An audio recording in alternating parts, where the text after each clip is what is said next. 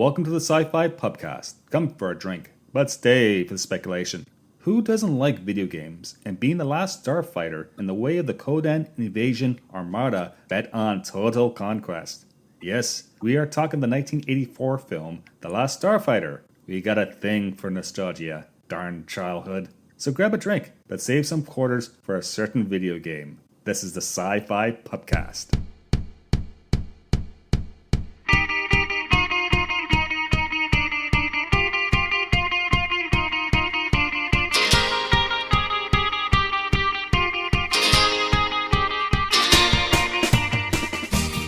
Greetings, Starfighter. You have been recruited by the Star League to defend the frontier against Zur and the Kodan Armada. Wait, that's not right. Oh, right. Greetings. Welcome to the SciFi Pubcast, the podcast that tries to be a pub and perhaps someday a pub that tries to be a podcast. And as always, we are looking for customers to come visit our bar. So if you're passionate about something and want to be on a podcast, please let us know, because this bar is all about community. And also join our Discord server because there's lots of conversations happening there. If you're looking for an invite, check out our social media.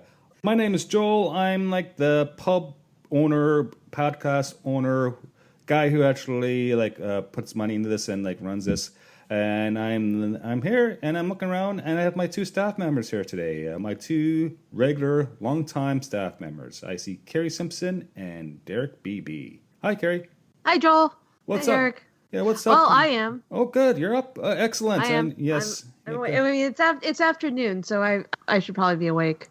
You know, like a semi-normal person. Yeah, that would be helpful. I'm trying to get there myself. I've had 4 cups of coffee, and I'm now on green tea. So there's a sporting game on later this evening, which is very important for the Toronto Raptors, which is a basketball professional team. And yeah, that's my plans for this evening.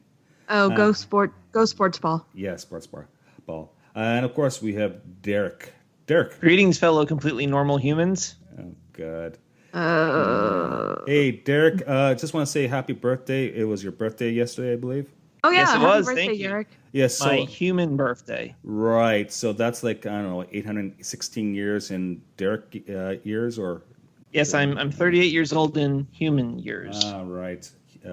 Based on Earth, right? Okay, and yes, the rotation Earth human around Earth the standard sun. human years. Not to derail the subject already, Joel, but also happy Towel Day. Oh, right, Tell. We did an episode last year about that, right? Yes. Douglas Adams and Hitchhiker's Guide to the Galaxy. Tell Day. Because I know at least one listener, hi Randall, would be very sad if we didn't acknowledge Towel Day.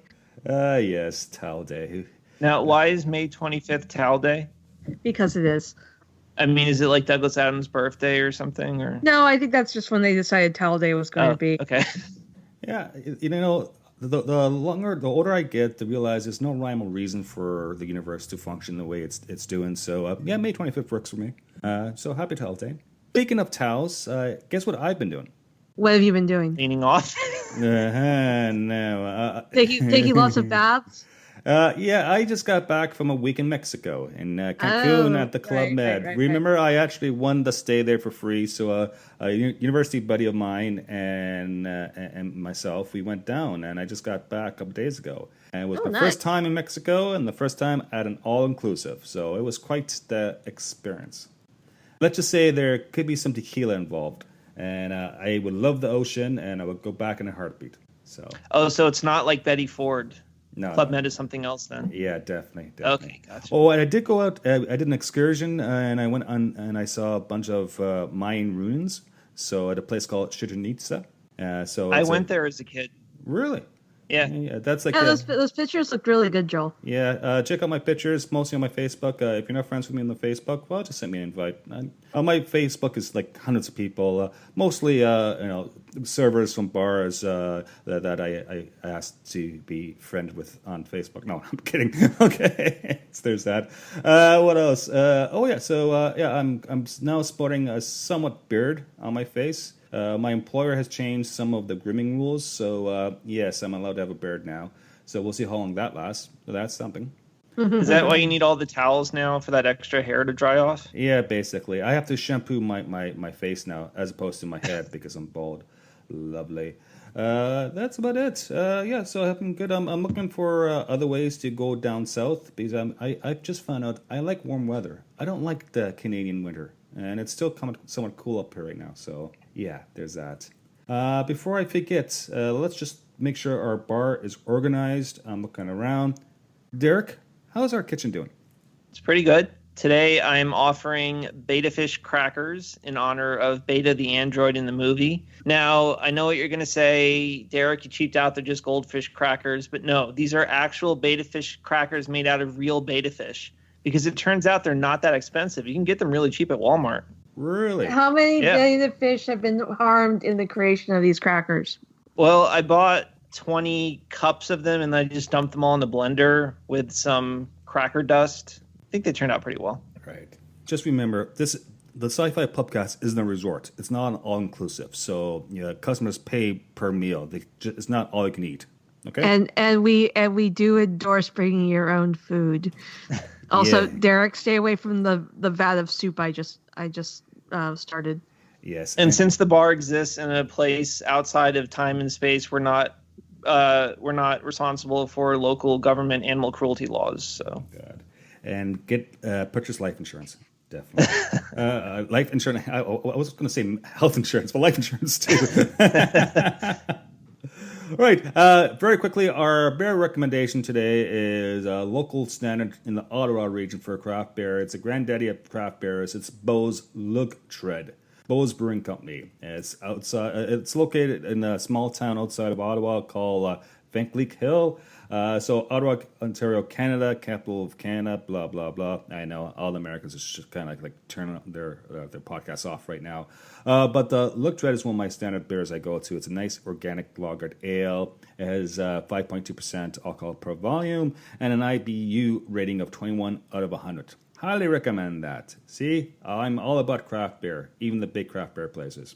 Right, so topic. We've decided to do a film today because I've been in Mexico and I can't really wasn't well placed to do research for a deep dive into general theme in science fiction. So we're just going back and talking about one of the old films from our childhood. So The Last Jedi, guys. What do you think? The Last Jedi? The Last Unicorn? Oh, wait, that's not it. Last Samurai. Yeah, Tom Cruise. That's a good movie. Castle. I like that one. Last Night, Transformer movie. You know what? That was funner than I expected it to be, but I think they needed more dragons. Wait, wasn't that called First Night? No, it was Last Night. Really? First Night was the King Arthur movie with Sean Connery. Yeah, That we don't talk about all that much. Yes, get it together, Derek, man. We're trying to be professional here, okay? So let's talk about The Last Ship. Oh, wait, that's not it. Not it. Last Airbender. That must be it. Good gods, no. Okay, No, fine. we are not talking about that movie. Hey, that's my favorite cartoon. Oh, That's okay. it's an awesome cartoon. Very, very bad movie. All right. No. We're talking about The Last Starfighter from 1984, directed by Nick Castle, written by Jonathan, I believe he pronounces his last name Beatle. I apologize for the butchering of people's names. That's in the caveats if you're looking in our show notes. And of course, the studio who produced this was Universal Pictures. The Last Starfighter. I have it on Blu-ray. I have the 25th anniversary edition with lots of behind-the-scenes special features. And this is one of my go-to movies. I remember seeing this as a kid. It's a nice, simple, sweet space opera, in my opinion. So let's start there. Guys, I'm looking at Derek first. What's your overall impression of The Last Starfighter as a film? I remember watching it a lot as a little kid. It was probably on HBO or something. So I probably watched it over and over again, but I hadn't seen it in 20 years, and I watched it again this morning, and it was definitely a great trip down nostalgia lane, although parts of it were pretty goofy, like the alien makeups and the depth of the villains, but it was definitely enjoyable, and just like in the original Tron, even though the CGI stuff is very, very primitive, I still think it reads well cinematically. I think it was, fun to watch, as simple as it was. I thought it was good. And Carrie, what's your first take on this? I First remember- take, get it? No, forget it. We haven't beaten that joke to death yet. No, I watched this movie when I was a kid. I don't remember the first time I saw it. I know my mom was watching it, and I remember being completely freaked out the first time when Beta pulled the sheet down. And it was just the pulsing like proto face thing. I wasn't freaked out by the by the other guy being melted to death, but the Beta thing freaked me out a bit. Right. So otherwise I would drop in the movie and just walk out of the room for like 5 seconds when the Beta thing happened, and then walk back in. Yeah. So Beta was a duplicator who was there to replace the main character, Alex Rogan, when Alex Rogan is in space and having his adventures, and so he looks just like the main character, Alex Rogan. And that's he doesn't know how to be human. Yeah, of course. Yeah, it took him a day to actually adopt that form, and that I'm quite impressed with that scene where he's transforming while lying in bed. The scene that grosses you out, Carrie, because it's a physical prop. You're looking at it; it's just the days of physical props with before CGI, and there's a ton of CGI in this movie, but it's not on the physical props, and it's just amazing. I just love that. Yeah. Takes me back to my early teenage years with a love of horror, which I quickly grew out of once I discovered women. So there's that. Right, let's go over the plot because it's 1984. I was 10 years old when this came out, and it was very much a 1980s movie. It's short, it's sweet. It hit a nerve with me. It's in the same context of movies like The Goonies, or there's a ton of like E.T. and Star Wars, and just if you're of that generation, these movies are precious. So let's start with the basic premise of the plot. And Derek, you're good at describing plot. What's this movie on about? It's about a boy who likes to play an arcade machine that's sitting in a trailer park out in open air in direct sunlight, which made no sense to me because, first of all, the sunlight glaring on the screen would make it impossible to see. And secondly, the moment it rained, wouldn't that destroy the machine? Well, it's alien technology, so that's true. But wouldn't the people be suspicious of it? Now, this is an honest question. Did they actually ever have arcade games outside like that? Or I mean, I would imagine that they would have to be indoors. I believe there. I remember going to a couple of places like camping and stuff where they had like an arcade like outside, but it was in a shaded area. There was like an overhang there that kept the sun off of the game pretty much. Plus it was a cat that lives on top of the video game, the orange cat, right? Okay, yeah. So the cat's kind of like the guardian of the game. You missed that part in the movie, Derek? Was the cat an alien too? No. Hey, listen, who knows? No. But this the universe is full with surprises. So that's true. But also, I mean, considering the state of repair or disrepair of the trailer park that the game was in, I'm not surprised they got stuck outside somewhere where the only person to care about was like Alex. I mean, come on. Apparently, him beating the record on the game was like the most exciting thing to happen to that trailer park until the ship lands at the end. So, absolutely, and I think that's what this story is really about. It's about first the premise is that there's a video game, and you win the video game, you're selected as a gunslinger or a starfighter and go out and defend the League of the Star League, right, against the evil.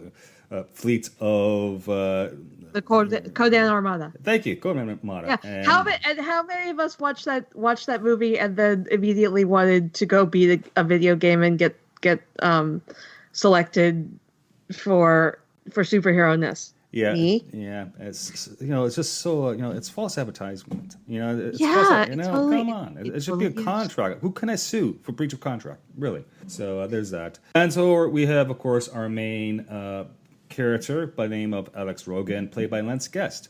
And he's like like a 17-year-old, 18-year-old. He's about to go off to college. Of course, he didn't get into he couldn't go to the colleges he wanted to because he got turned down from loans because of his modest economic standing because they live in a trailer park. And it looks like a pretty. Can we just stop and appreciate how early it was in the society we live in now that loans the ability to get a student loan is what makes or breaks someone's higher education goals. Absolutely. Like you hear all, not to get too political, but you hear all the talk about it now, and suddenly it's like, oh yeah, this really was going on in the 80s, wasn't it? Yeah, in '84, and it happened to me. I didn't get loans to go to the universities I wanted to. I had to go to the local university, which was a fairly decent university, but still, It wasn't the university or the program I wanted. I wanted to go to film. Instead, I took history at the local university. That's life, and I'm still bitter about that. Damn you! I thought it was very sad when the young hero wasn't allowed to go to the academy because they couldn't afford it, even though all his friends were going. So he had to stay with Uncle Ben to work on the moisture evaporators for another season or two. Don't you mean Uncle Owen? What did I say? You said Uncle Ben. Ah, damn it. Yeah, but there's a lot of similarities between this one and New Hope from Star Wars. Yeah, there really were. I noticed that painfully so. It's the hero's journey, right? So you have the young person who's trying to get a better life and yearns for going outside of his physical world to other places and travel, and you see that with Alex Rogan. Look at his bedroom, right? There's a picture of Paris with the Eiffel Tower. There's a picture of a beach. There's a scene where he's playing with the solar system, the planets, looking up, yearning to go beyond that. Wait, was Paris Hilton even alive back then? No, Eiffel Tower. Wrong. No, Paris. So there's a lot of that going on, and yeah. So of course our guy wins the game, and he gets recruited into the Star League, right? And who shows up? The Music Man. The Music Man. Robert Preston. His last feature film before he died a couple years later. He was 74 when he was doing this film, or 73 when they filmed it, and it came out when he was 74. And Robert Preston was a notoriously heavy smoker, so he died from lung cancer. But he plays this alien con guy by the name of Centauri. Yes. Yeah, we can have. Ironically, pretty much the same character he played in The Music Man, only older and still, conning people. I know. I still have to see The Music Man. What was it? So he was trying to sell a monorail to a town. Oh, that was the Simpsons episode. That's actually the Simpsons episode. Yeah, which is a parody of the Music Man. I believe in the Music Man, he's selling them musical equipment for selling musical the school band or yeah. Oh, okay. To keep people out of the pool hall. Right. Okay. Who knew? Yeah, go see that and let me know because that's on my to-do list. All these. The moment that guy showed up in the movie, I was like, "Oh, I know him from something." And when I looked him up, I was like, "Oh, The Music Man." That's another movie I haven't seen in 20 years. Well, I've seen the movie. I've also seen the stage play several times. So. Ooh, fancy. Apparently, there was an off-Broadway show of The Last Starfighter in was it the early 2000s? So, really? Yes. According to Wikipedia, and that's never wrong. But yeah. So that would be a good show to go. 2004 it was adapted as an off-Broadway musical. Wow. I did see a musical of Evil Dead once live. That was cool. Really? Yeah. Cool. It really killed, didn't it? So we got, of course, the Music Man, i.e. Robert Preston, played by. Okay, we should have an entire show on how to pronounce names in fiction and science fiction. Centauri. Just think like on Babylon 5, the Centauri. All right, there you go. So he shows up in a zoop-up DeLorean, right? That turns into that's kind of cool by itself. I think in 1984, Back to the Future came out when? Around the same time period, wasn't it? About I think 83. Yeah, so that's a nod to that. They may have used the same DeLorean. Who knows? Yeah, there's like one left. No, because there are places around here at least that there are companies that have cars that they rent out for various film and television things. There was a guy who lived a few blocks away from me when I was growing up, who frequently had like the A-Team van and a couple other cars. Because he worked for a company that rented out show cars and stuff. But he frequently had like the A-Team van and the '60s Batmobile, and he had the pink limo with the jacuzzi in the back for a while. That was fun. Oh, Breaking news: Back to the Future actually came out the year after this movie in 1985. So Back to the Future ripped off the Last Starfighter. Definitely. Oh man, just imagine the lawsuits. It could still be the same DeLorean. Yeah, true enough. And you know what? Who has a DeLorean? Who's rebirthing one is DJ Elliott from Star Wars Celebration fame. He's a DJ out of Central Florida, and if you look at his Facebook page, he always lists his updates on his DeLorean he's rebuilding. So there's actually people doing that for hobbies. Yeah, DeLoreans. Little known fact. So we have Centauri shows up. Centauri. Oh God. Okay, I'm just going to call him Robert Preston. Just picture Londa Mollari saying, "We are Centauri." We're Centauri. Right. So what happens next in the plot, Derek?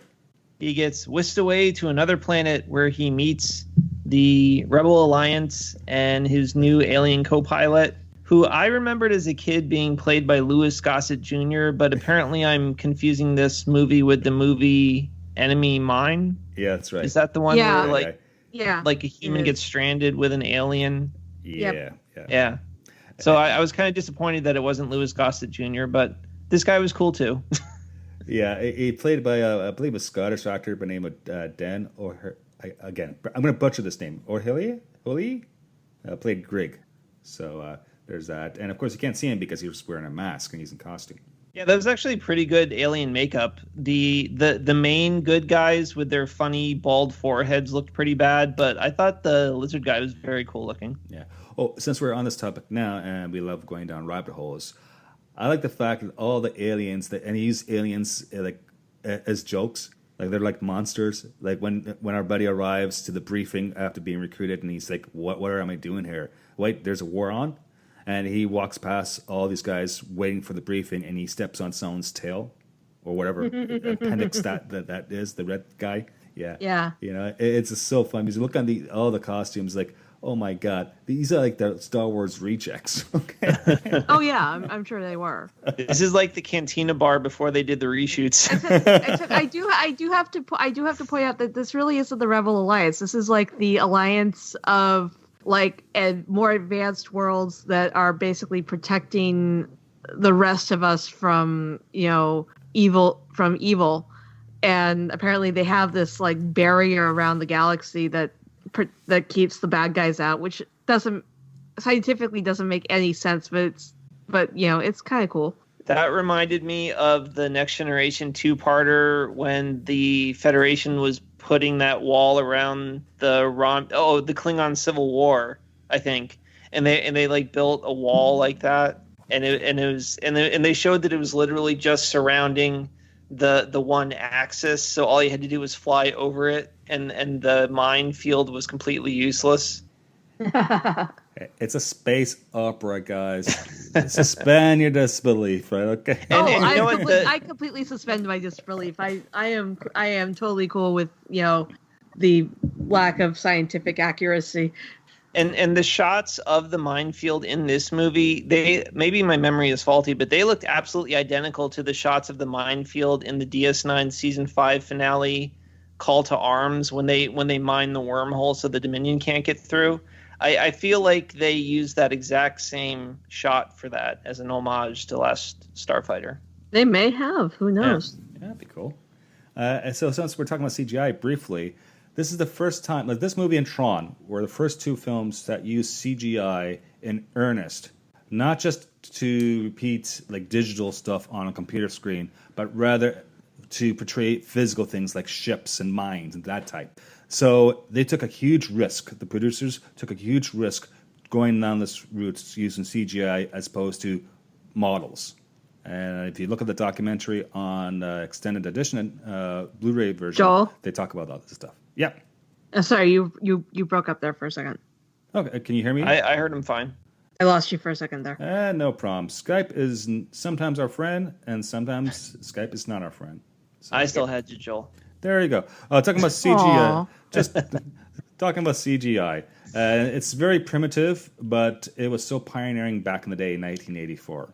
Well, yeah, it looks primitive now, but back then it was just like, whoa. I'm actually really, really impressed with how much they were able to do back then to get this movie off the ground, to get it to look that good. I mean, it looks good for the 80s. The thing that I thought that looks good even today in this Entron was when they did those big dramatic camera swoops through the scene. I like the fact that it wasn't just static images, that there actually was camera movement. It really made it look more real than it would have if it was just a locked off shot. Oh yeah, I agree. I like the fact that the 10-year-old Joel didn't care. It was just great, right? A 10-year-old Joel is not going to say, I think the CGI could be better. I think they make this up. Of course, it's film. It's fiction. Yeah, when I was a kid, 42-year-old Carrie never still noticed doesn't care. what was real or not. Yeah, 42-year-old Carrie still doesn't care. Exactly. And it's funny, too, because this was the film to try to do the CGI it's in such a massive way because it's a video game movie. Everything starts from a video game, right? And even the video game, it looks kind of cool. I remember playing games like that. So, I think this is definitely the forum to pioneer CGI and take big risks with it. I agree. Yeah. So plot, right? Derek, where are we in the plot line? So they show up with the good guys and they get their little exposition about there's this evil group of people and they're trying to take over the galaxy. And is that when the evil emperor Skypes into them? Yeah, and says, and the evil I emperor, found your spy. Oh, yeah, right. the evil emperor is the son of the guy in charge of the Alliance. Which that was an interesting little bit, but it's too bad that nothing else happened with that. I thought it was cool that, like the evil leader isn't actually that race. He's actually one of the, good guy races and the son of the good guy leader. But they didn't really go anywhere with that. And that guy was so hammy too.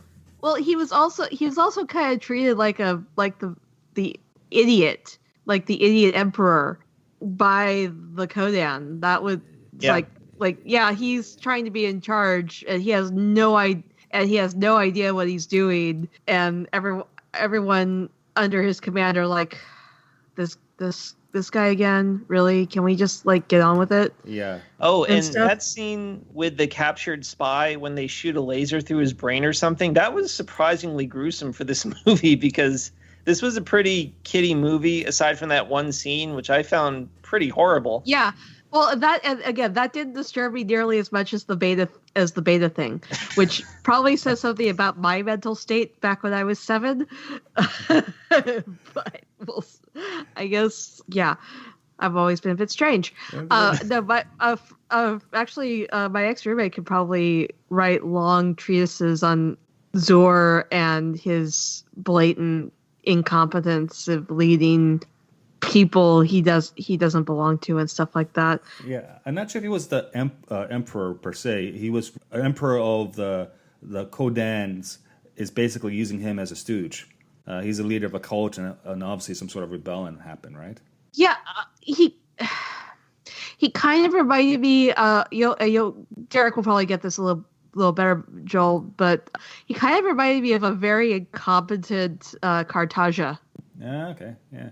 Yeah, that makes sense. Actually, you're right. I'm looking at the synopsis, and the Kodan Emperor has promised control of Rylos to the native Rylan trader Zur. So he's not the Emperor. He's just the he's the guy. Darth Vader. That's a bit of an insult to Darth Vader. He's the dear leader of the Armada. He's the Kylo Ren. Right. Yes. Mentally he's more like disturbed, former good guy working with the bad guys. No, he's more like the General Hux because Hux is a little more incompetent than I don't know. Yeah, I don't know. Kodans. I'm trying to make analogies that that don't get me into trouble with anyone. Because I know who I want to compare him to, but that would be bad. Yeah, that would be bad. Definitely, yes. Yes. Kodans. What do you think of them? They're werewolf type species. Looks like. They look more like lizards. Is it lizards? Werewolves? Like, I don't know.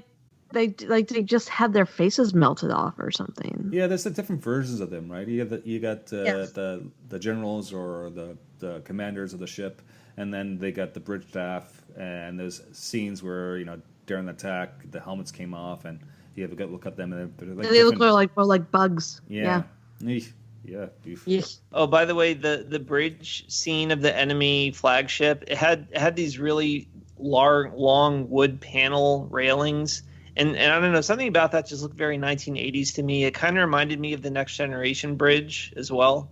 But for some reason, it put in my mind a 1980s Pizza Hut. I don't know. Maybe I'm making that up.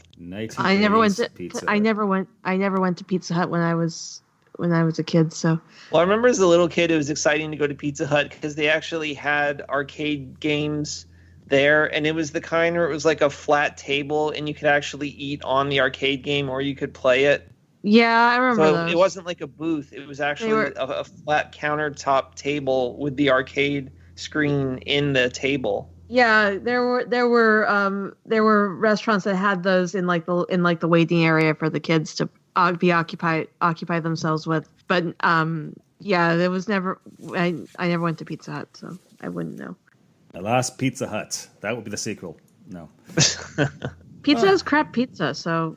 Yeah, if they got Pizza the Hut, that'd be different, but okay. Moving on. Right, so plot. Derek, where we are in the whole storyline? They do the good old training sequence where he learns how to fly the ship, and we cut back to Earth where we see Beta getting up to some hijinks.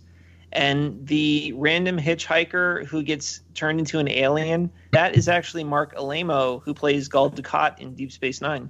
Yeah, I was like, that guy looks familiar. Then I see him in the cast. I was like, oh crap. Oh, speaking of random trivia, the director of the movie, he played Michael Myers in the original Halloween movie and in the most recent 2018 sequel movie as well. Nice. He was the Shape, the Michael Myers. Right. Well, since we're going to try to impress each other with little bits of trivia about this movie, so do you know that Will Wheaton was in this movie? Ever so briefly? Only because I only know that he was in the movie because he's listed in the cast. He's not actually in any part of the movie where you actually see his face. That's right. Actually, you see his face very briefly within the first 2 minutes of the movie. There's a bunch of kids running through the trailer park. He's the guy wearing the red shirt, apparently. He must have been like 10 years old at that point. Yeah. Very appropriate for someone who eventually is on Star Trek. Yeah. There's a ton of actors in this movie that somehow made its way to whatever Star Trek series and portrayed characters. It's science fiction. And yeah, California. Amazing. Yeah. Yeah. I also for a long time assumed that when they were talking about Silver Lake that they meant Silver Lake here in LA, and then realized that Silver Lake was never that dispopulated at the time of in the 80s, so it couldn't have been that. It couldn't have been that Silver Lake. Right. Interesting. I might be making this up, but I noticed how the 1980s kids adventure fantasy movies, they always took place in small towns. And is that true anymore? If there was a movie like that nowadays, wouldn't it be in a major city like New York or Los Angeles? I don't know. I think possibly because there's less chance of technology hindering the said adventures. It would still take place in a small town. Yeah, maybe it's my recollection, but that's what I always associate with the 80s. These kind of small town and kids going on an adventure. Yeah. A more important question is, why is it these 1980 films with kids, there's always Playboys hidden under the mattress in the bed? Why is that? Was before the internet, Joel. Okay, just saying. It's something about all the cultural stuff, right? So, like satellites. At the beginning of the movie, you have one of the people living in the trailer park, an older elderly woman complaining that she's not getting reception. So, well, no, her electric was out. Yeah, that's terrible. Hence her TV wasn't working. Yeah, and if she can't watch her stories, the world will end. Yes, the soaps. She needs to watch her soaps. Yeah, there's that. Yes. So okay. I just want to make this one point now because we're talking in lots of different ways, which is really cool. I think one of the reasons this movie does so well, at least for me, is I remember the scenes. I'm just rewatching it now. If you look at most of the scenes, not in the trailer park per se, but in the space scenes when they're in this the command post or they're in the launch bay, all that. That reminds me of going to a ride at Disneyland or Disney World. Yeah, it has this Star Tours vibe to it. Right, and even the scenes where the DeLorean, when they get out of the DeLorean and they're greeted by one of the aliens, it's like, wow, I can see that happening in Disney World. Like the soundstage they've used is like, oh, okay, it has this vibe. Now I know Disney took that from film. Now this is like film taking it from Disney almost. Yeah, it does have a bit of a Space Mountain vibe to it when he gets out of the DeLorean, except obviously not as crowded as getting off of any rides at Disneyland. Yeah, so interesting. So there's some hijinks with the girlfriend, right, played by Catherine Mary Stewart, who plays Maggie Gordon. Just to let you know, I've had a crush on Catherine Mary Stewart since I was about 10 years old. So she's still going strong. I'm shocked. Yeah, I know, terrible. I think, she's been acting for 50 years. She's amazing. So there's that. So where are we at with the whole plot, Dirk? There is a shocking sneak attack by the enemy that conveniently kills everybody except for our one hero, and now he's the only chance Our one they hero have. who was off planet and his navigator who was working on the prototype ship in a different part of the base. Now, that also felt like a familiar trope to me, and I was trying to think of where else I saw that. I know it happened in the pilot of Space Above and Beyond, but I think it happened in a movie as well. Maybe the Wing Commander movie from '98. I haven't seen the Wing Commander movie, so I wouldn't know. Something about where the whole good guy fleet gets wiped out, and our one ship just happened to be the one that was not there at the time, and they're the only ones left to fight. Did that happen in... Oh, well, maybe I'm thinking of the Star Trek movies where they always say, oh, the Enterprise is the only ship in range to help. It's like Battlestar Galactica. I'm sure it's... Yeah. I'm sure it's pulled from a lot of things. Of course. Yeah. The reboot, yeah. Yeah. Or well, not even the reboot. Just the original series where they have the one Battlestar that was competent enough, that had a commander competent enough to not fall for the deception that the Cylons were gonna sign the peace treaty. Yeah, damn peace treaties. Yeah. That's what I was thinking of, Galactica. Yeah, interesting. Right. So, sneak attack, people die. Our main protagonist gets a bit freaked out because, of course, he's a teenage boy. He has a moment of weakness. He didn't realize that's why that beating the game would sign him up for certain chance of certain death. Yeah, so but he got more than 900,000 points, so there's that. So that's his fault for not he reading beat the game. Yeah, he beat the game. I know, it's amazing. Yeah. So, moral of the story is don't play video games, folks. Although Sartori does refer to the Excalibur test, which leads me to believe that the last time he tried this was back during Arthurian times, and that's why King Arthur disappeared. Oh, okay. This is interesting because, again, since I saw the special features on it, the writer got this idea from watching a kid play a video game, and he was thinking to himself, hey, that's like pulling a sword from a stone. So that makes sense. So the Excalibur is used on purpose to refer to that this notion of how do you become great, how do you become destined to save the day, to save the world. As you pull the sword from the stone, it's your birthright. You are meant to be a hero. In this film, it's you meant to win this game. Because the video game wasn't even supposed to be in this trailer park. It was supposed to be going to someplace else. It was supposed to go to Vegas. Yeah. So. But you can't just proclaim yourself king because some watery tart throws a sword at you. I know, it's terrible. Yeah. Hey, I just realized another connection. This is kind of the same premise as Galaxy Quest.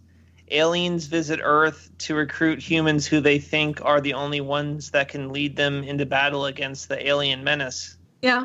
Yeah, I've that thought of makes that before. Yeah, I can see that. And we are still going to do Galaxy Quest as a movie one of these days. Just saying. Right. So. All right. I haven't seen that in a while. Mm.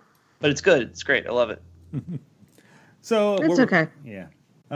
So what happens? They're returning our guy Alex to Earth, right? That's what's happening in the plot. And then suddenly, he was trying. There was assassination attempt, right? Yeah, the alien assassin tries to kill him, and then he realizes it's not safe here anymore. Hey, but at least the orange cat and the dog survived. Okay, I care about animals, so there's that. And then of course he decides to go back and see what he can do. Am I missing anything? I think it's funny that you're asking me to describe the movie when I've seen it once in 20 years, and you say you watch it all the time. Yeah, I hate describing the plot, and you're better at this. I'm just you're better at describing plot than we are, Derek. Okay. So eventually they go and they're in space. They want to practice. They encounter an enemy ship. They have a brief fight. And Alex has another freak out, right? Well, because he's with the one person who has always wanted to fight a desperate battle against incredible odds. You know, his navigator is a gung-ho iguana that wants him to relax. Yeah, we'll be slaughtered. I know, we'll be slaughtered. It'll be great. And the question is saying, so how many starfighters are left, including you? Yes, One. One. What do you mean one? You mean they're all dead? Well, death is a primitive concept. I prefer to think of them as valley evil in another dimension. I like that bit. It's so funny. That's something. This movie uses a lot of humor, a lot of silly humor. Yeah. But the 10-year-old in me loves it, and still, the 45-year-old still loves these stupid lines. That's great. Mm-hmm. Or when the lizard man, Greg, shows Alex a picture of his family, and there's it's like a speed up, like fast version of a couple hundred lizard types and his wife. Yeah, that's great. Yes, there's that. Then they come upon the enemy fleet. They decided to play hide and seek, right? So they hid. They let the fighters go forward, and then they sneak up on the command ship. Of course, there's some fighters in the way, but they have a solution to kill all the fighters, right? Yes. It's called the Death Blossom, the DB. Like the ultimate attack.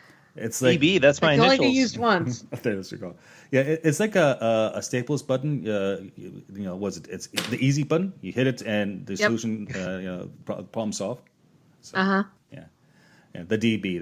Derek BB. Yeah, Can we start calling me Death Blossom now? No. Wow.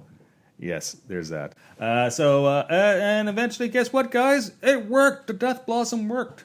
But the main bad guy conveniently escapes for the sequel. Yes. And there's that. Then they went after the command ship. They blew out some gun turrets on the underbelly, and the command ship basically lost the ability to navigate and got sucked into the gravity field of a moon, and it went bang. So, what are we going to do, Commander? We're going to die. Yeah. Yep. Yeah, that's a bad Monday. So. Definitely a bad Monday. Yeah. Yes. That's it. So, then I just realized something. Centauri dying is like Obi-Wan dying halfway through the movie, and then Obi-Wan comes back at the end in a voice to Luke, whereas in this movie he just comes back for real and says he was fine. Right. Yeah, because he was merely in a state of repair. Yeah.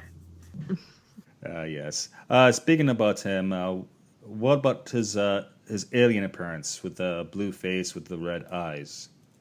I thought he looked just like Cad Bane in Clone Wars, who was actually that's one of the alien masks that was in the original Cantina. Oh yeah, he looks like a Doro. Yeah. Yeah, that's amazing. Yes. That is very cool. Yes. So bad guys are destroyed. So our hero Alex goes back to what's the world again of the Rylos? Rylos, thank you. And there's a big ceremony scene with thousands of people screaming and cheering in celebration. And of course the president of or whoever the leader of Rylos asks him to stay on to train the new corps of starfighters. Yay! Uh-huh. And Yay! Be so free. Yes, we're so free. And of course, the Centauri, did I get it right? Uh-huh. Sure. Okay, guy, he's back to life, and you see him, and there's a reunion there, because who doesn't fall in love with a con man? There's that. And of course, Alex he's agreeable, but there's something he needs to sort out first, because, of course, he's in love with his girlfriend, Maggie, played by Catherine Mary Stewart. Did I mention her before? And so they flew back to Earth, to the trailer park, and the spaceship lands, and there's a freak out, and there's a nice bonding scene, and Derek, come on. What happens next? What happens at the end of the movie? Yes. Alex takes his girlfriend back to the alien planet. Right. So they live happily. You sound unsure about that, Derek. I'm trying to remember. But yeah, so usually the hero gets the girl. In this case, the hero keeps the girl. Yeah. Well, gets to take the girl with him. Yeah. Which in 20 years may not be great, because it probably ended in divorce, but who knows? Okay. And then she's stuck on that alien planet. And she's saying, I want you to take me back to Earth. It's like, no, I'm not taking you back. But he's also inspired his little brother to become a starfighter. So maybe in like 10 years, when Lewis is old enough to drive or something, he can go back to Earth and recruit his little brother. So that he can die in an alien war. Sure, why not? Yes, it's going to be a sparkling Maybe day. we've declared peace by then. Who knows? Mm-hmm. So there's that. So that's the movie, and that's the podcast. You guys like? No. Let's see. I actually quite enjoyed this movie. We ran through the plot. How about this? What about the music? Because the music is such a great. I love the soundtrack. The comic book store I used to work at had this guy who was selling movie soundtracks on like consignment, and I found the soundtrack in the bin and bought it within as soon as I got paid. Oh wow, yeah. So the composer Craig Safan, he also did like the theme to Cheers, and he did a lot of TV themes. He wanted the music to be bigger and louder than John Williams' Star Wars theme. He went for a huge, massive theme. And he, of course, like even today, he didn't really have all that many visuals to go on. He had beats which he had to write and compose music for. And I think the music plays a large role in this film because it's a space opera. It's the opera part. I love it. Oh, yeah. Definitely good. Yeah, I didn't remember it from my childhood viewings, but it immediately stood out to me as being very great, catchy music. Right. It reminded me a lot of the Orville theme song. It's that same kind of big, and also the Next Generation theme song as well. Well, which is the Gary Goldsmith theme from Star Trek: The Motion Picture. Right. Interesting. Yeah. And just going back to the whole idea of the space opera. Yeah, it's space. There's music opera, but there's certain universal themes going on. Like the family business, like trying to, like we talk about the hero journey and the Luke aspect, the Skywalker aspect of it. But you see things too, like the name of the trailer park. Did you guys catch that? Oh yeah, Starlight Starbright. Yeah, that's amazing. I love that. It's the smaller things, or the fact that his younger brother Lewis is running around wearing a space helmet and playing Bang Bang with the aliens, or wearing a Rocket Man T-shirt. God, the nostalgia. That was like me as a kid. Yes. What happened to me? Where did I go wrong in life? Capitalism happened to us all. Yeah. Yes and no. Something like that. Yeah. Now, has anyone read the Ernest Cline novel Armada? Not yet. It's on my list. It's basically a remake of Last Starfighter. It's enjoyable. I don't like it as much as Ready Player One, of course, but it's a solid follow up, and it is basically a beat for beat remake of Last Starfighter. Oh, cool. Yeah, I read it about 2 years ago when it came out. I quite enjoyed it. I like Ready Player One better just because that was just so original. And it had so much more in it. Yeah, definitely like Ernest Cline as a writer. Yeah, Mm-hmm. I mean, like Ready Player One was 100 different things strung together, whereas Armada was one or two things strung together. But definitely enjoyable. Cool. And Gary Whitta, who is one of the Lucasfilm people who came up with the story for Rogue One, he's been trying to get a sequel to this movie made, but there's been rights issues going on for decades, so I don't know if it'll ever happen. But I thought they were talking about doing it as a series. I hadn't heard that. Last I heard was the movie, but you could be right. Yeah. So, guys, what do you think? You think this movie was a Star Wars ripoff? Yes, No. but it's still enjoyable on its own. And Carrie? No, I don't think so. There's definitely aspects that go into like that are from like pretty much any sci-fi movie from the 80s. But I mean, first of all, the in Star Wars, the rebels were the underdogs. This is the Star League is not the underdogs of this fight. It's the fleet that's protecting all of the galaxy. It just happened, and it's already established that the good guys are in control, but they are trying to keep the bad guys out. But at the end of the movie, there was only one good guy ship against an entire enemy fleet. So maybe the starting premise was different, but the actual progression of the story was pretty much the same. I know the director Nick Castle was aware that he didn't want to he didn't want to be too close to Star Wars or E.T., and he was trying to find ways to distinguish The Last Starfighter from these previous films. And so that's why they actually did some reshoots and shot more about Beta, the double for Alex, because that wasn't in Star Wars, so it was an original plot. And the whole concept of replacing Alex with a robot just so that no one would realize that he was first that no one would realize he had left Earth, and second to keep the bad guys thinking that he was on Earth was really cool for the time. That's not something you saw in a lot of 80s sci-fi. Yeah, now that would have been funny if they did that in New Hope to cover for Ben and Beru, Owen. Why do I keep doing that? Owen and Beru, who at that point were charred corpses. So just imagine like an android Luke pretending to go around the house with the two charred corpses like strung up in chairs at the kitchen table. God, you're sick. That's very twisted, Derek. I'm worried about you. I am very worried about you right now. And Weekend at Bernie's. You know who was in Weekend at Bernie's? Catherine Mary Stewart. Oh, right. I'm sure Joel has her entire filmography memorized. Okay, guys. One last question before we wrap up.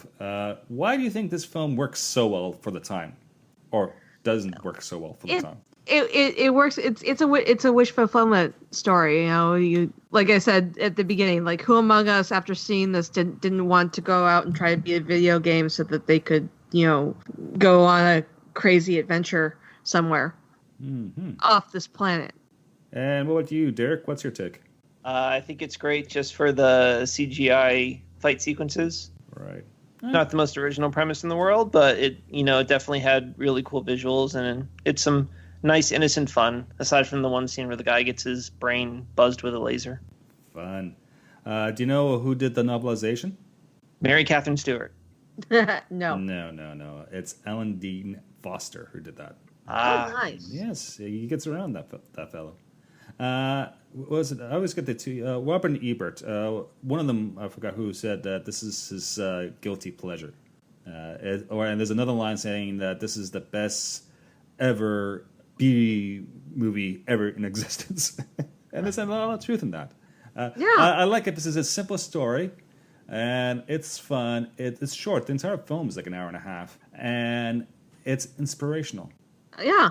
That's, I think, why it works so well. And I think the actors actually did a very good job in portraying that. There's like the wholesome quality to it, or the average man quality to it. And did I mention Catherine Mary Stewart was in it? So. No, I don't think we caught that the first dozen times. So that's my take on it. Any last words or thoughts before we wrap up and close down the pub for today? No, I don't think so. Nope. Cool. And hopefully our next episode will be something more general theme in science fiction, because I like doing these movies.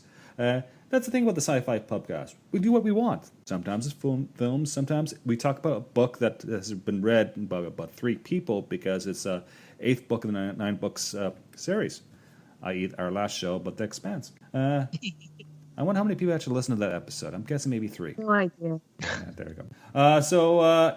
Our big thing in the Sci-Fi Pubcast is community, and to get people into podcasting and to extend and encourage conversation in a respectful manner. So part of that is our Discord server. So if you want to be on part of our Discord server and you need an invite, check out our social media. Basically what it is a text message format. So there's different channels and different topics, and it's actually quite active in in our little world, and it's going and becoming more active every single day.